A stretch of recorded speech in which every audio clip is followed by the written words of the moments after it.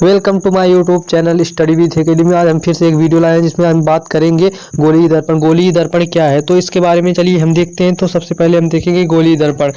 तो किसी चिकने तल जिस पर कलई करके परावर्तक तल बना दिया गया हो, यानी कि कोई तल उसे मतलब कलई करके परावर्तक तल बना दिया गया उसे दर्पण कहते हैं। यहाँ पे एक समतल दर्पण लिया गया है, नीचे जो पतला पतला सा एक लाइन नीचे आई है उसे कलई कहते हैं। यहाँ पर एक तीर की सहायता से दिखाया गया है। तो हम अब इसके आगे देखेंगे क्या गोलीय दर्पण। गोलीय दर्पण क्या है? वे दर्पण जो कांच के खोखले गोले के कटे हुए भाग होते हैं उन्हें गोलीय दर्पण कहा जाता है। गोलीय दर्पण के प्रकार अब देखेंगे। गोलीय दर्पण के प्रकार। गोलीय दर्पण कितने प्रकार के होते हैं? तो गोलीय दर्पण दो प्रकार के होते हैं। तो जिनमें से आज हम दोनों प्रकार को देखेंगे। तो पहला क्या है? हमारा पहला है अवतल दर्पण और इसमें दूसरा है उत्तल दर्पण। तो हम सबसे पहले अब देखेंगे इसमें से अवतल दर्पण।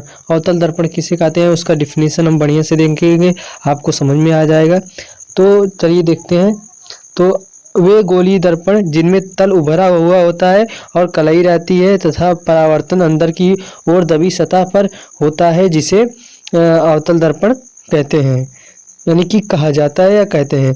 तो हम एक फिगर दिखाते हैं आपको जिसमें जो लाल कलर का है इसे परावर्तक तल कहा जाता है। जो अब पीछे की तरफ निकला, अभी कलई के बारे में आपको बताया, उसे कलई कहते हैं। ऊपर से एक आपतित किरण गिर रही है, इधर से परावर्तित होकर निकल रही है और आपतित किरण और परावर्तित किरण के बीच में एक अभिलंब है। तो आपको बढ़िया से समझ में आया होगा, फिगर बना लीजिएगा। तो हम अवतल दर्पण देख चुके हैं, अब हम देखेंगे उत्तल दर्पण। उत्तल दर्पण क्या है तो आज हम इसके बारे में बात करेंगे। तो चलिए हम उत्तल दर्पण के बारे में बात करते हैं। पहले हम फिगर बना चुके हैं। तो ऐसा दर्पण जिसके अंदर वाले भाग पर कलई किया गया हो और बाहर उभरे हुए तल को परावर्तक तल कहा जाता है। तो इस प्रकार के दर्पण को क्या कहते हैं? उत्तल दर्पण कहते हैं।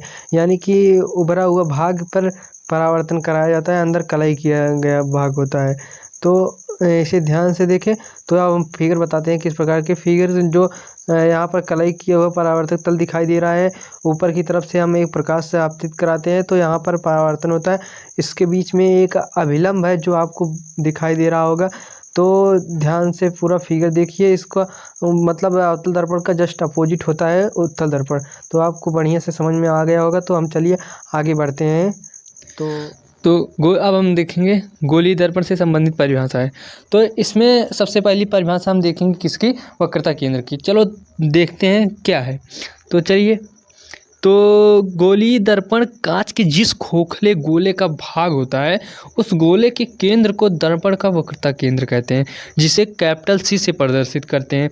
यानी कि जो मतलब गोलीय दर्पण है उसके बीच का जो केंद्र होता है उसे क्या कहते हैं? वक्रता केंद्र कहते हैं। तो यहाँ पर दर्शाया गया है, जो छोटी सी लाल कलर की बिंदी दिख रही होगी, रेड कलर की है, तो वही क्या है? वक्रता केंद्र है। तो इसके बाद हम देखेंगे अगला किसकी परिभाषा है। तो वीडियो में बने रहिए, वीडियो को लाइक करें और शेयर करें और चैनल को सब्सक्राइब करें। तो चलिए आगे हम देखते हैं।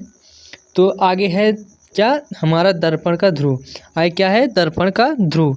तो हम दर्पण के ध्रुव का डिफिनीशन देखते हैं। तो यहाँ पर फिगर पहले बना दिया हूँ, तो चलिए देखते हैं। गोलीय दर्पण के परावर्तक तल के केंद्र बिंदु को दर्पण का ध्रुव कहते हैं। इसे कैपिटल पी से प्रदर्शित करते हैं। यानी कि जो मुख्य अक्ष होता है वक्रता केंद्र से होते हुए जो जहाँ दर्पण पर टच होता है, जो गोलीय दर्पण पर टच होता है, वही दर्पण का ध्रुव कहलाता है। यहाँ पर छोटी सी येलो कलर की बिंदी की टाइप में दिख रही होगी, यही है जहाँ से कनेक्ट होता है मुख्य अक्ष। तो इसके बाद हम देखेंगे वक्रता त्रिज्या। वक्रता त्रिज्या क्या है? तो चलिए अब हम इसकी डिफिनीशन देखते हैं, इसकी परिभाषा देखते हैं क्या है। गोलीय दर्पण की त्रिज्या को दर्पण की वक्रता त्रिज्या कहते हैं। इसे आर से प्रदर्शित करते हैं। यानी कि जो गोलीय दर्पण की त्रिज्या होती है उसे क्या कहते हैं? दर्पण की वक्रता त्रिज्या। आपको त्रिज्या मालूम होगा ही, नहीं तो मैं आगे फिगर के माध्यम से बता दूंगा। तो चलिए। तो हम दर्पण की वक्रता त्रिज्या तक बात कर चुके थे। अब हम उसका फिगर बना दिए हैं, वक्रता त्रिज्या बता दे रहे हैं कि आपको कहाँ से कहाँ तक है। यहाँ पे जो आपको एक सेंटर दिख रहा होगा जिसे कैपिटल सी से प्रदर्शित किया हूँ, इधर एक पी है जिसे कैपिटल पी से, यानी कि पोल है जो दर्पण का ध्रुव है। इसके दोनों के बीच की जो दूरी होती है उसे क्या कहते हैं, वक्रता त्रिज्या कहते हैं। यानी कि उसे किससे प्रदर्शित करते हैं, कैपिटल आर से प्रदर्शित करते हैं। इतना तो आपको समझ में आया ही होगा बढ़िया से। अब हम देखेंगे मुख्य अक्ष यानी कि प्रिंसिपल एक्सिस। तो इसका डिफिनीशन देखेंगे हम, परिभाषा इसकी क्या है। दर्पण के वक्रता केंद्र तथा दर्पण के ध्रुव को मिलाने वाली रेखा को दर्पण का मुख्य अक्ष कहते हैं। यानी कि जो दर्पण का वक्रता केंद्र और ध्रुव यानी सी और पी दोनों को मिलाने वाली रेखा, जिससे दोनों मिलती हुई निकलती हैं, मिलाने वाली रेखा को क्या कहते हैं, दर्पण का मुख्य अक्ष कहते हैं।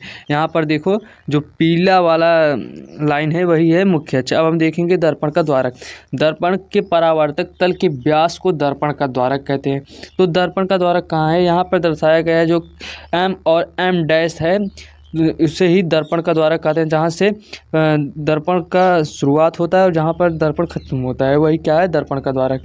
गोलीय दर्पण से रिलेटेड जितनी भी परिभाषाएं हैं पढ़ ले, क्योंकि बहुत ही इंपॉर्टेंट है, जिससे आपको समझ में आएगा। अब हम बात करेंगे फोकस अथवा मुख्य फोकस, तो जिसे इंग्लिश में फोकस और प्रिंसिपल फोकस कहते हैं। तो चलिए हम फोकस देखते हैं क्या है फोकस। तो यहाँ पर जिसका परिभाषा है, गोलीय दर्पण के मुख्य अक्ष के समांतर चलने वाली रेखा यानी प्रकाश किरण को दर्पण का फोकस या मुख्य फोकस कहते हैं, जिसे कैपिटल एफ से प्रदर्शित करते हैं। इसे कैपिटल एफ से प्रदर्शित किया जाता है। अवतल दर्पण में परावर्तन के पश्चात प्रकाश किरण एफ बिंदु पर फिर से जाकर मिलती है, जबकि उत्तल दर्पण में प्रकाश बिंदु जो प्रकाश होती है ना, एफ बिंदु पर आती हुई सिर्फ प्रतीत होती हैं। तो इसको हम एक फिगर के माध्यम से आपको दिखा दे रहे हैं कि किस प्रकार से कहाँ पे है। तो चलिए अब फिगर देखते हैं हम। यहाँ पे एक फिगर है, इसमें हम आपको दिखा दे रहे हैं। तो यहाँ पर प्रकाश दिखाई दे रही होगी आपको।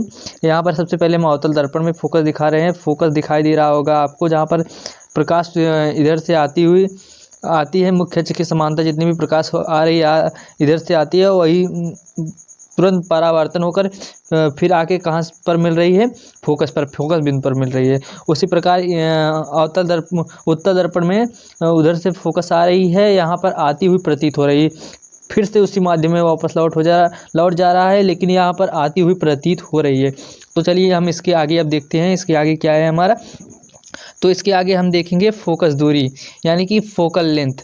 फोकल लेंथ क्या है, गोलीय दर्पण के ध्रुव पी और फोकस एफ के बीच में की दूरी को दर्पण का फोकस दूरी कहते हैं। इसे स्मॉल एफ से प्रदर्शित करते हैं। यानी कि जो पोल पी और फोकस एफ है उसके बीच की जो दूरी होती है उसे क्या कहते हैं, फोकस दूरी कहते हैं। इसे स्मॉल एफ से प्रदर्शित करते हैं। तो इतना आपको बढ़िया से समझ में आया होगा। तो चलिए हम आगे अब देखते हैं आगे क्या है, फोकस तल। फोकस तल क्या है, यानी कि फोकल प्लेन।